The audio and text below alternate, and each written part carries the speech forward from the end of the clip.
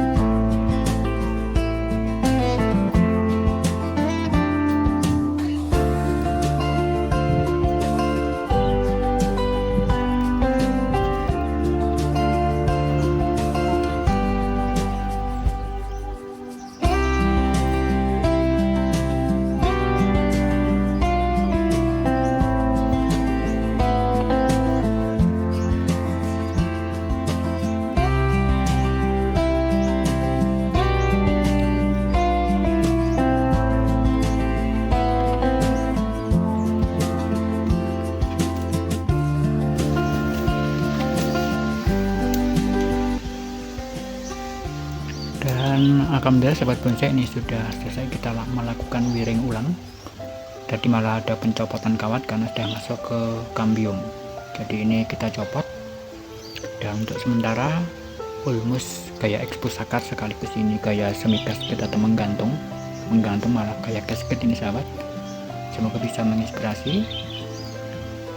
Jangan lupa like, comment, dan subscribe supaya Kuprit Bonsai lebih berkembang. Dan saya akhiri, wassalamualaikum.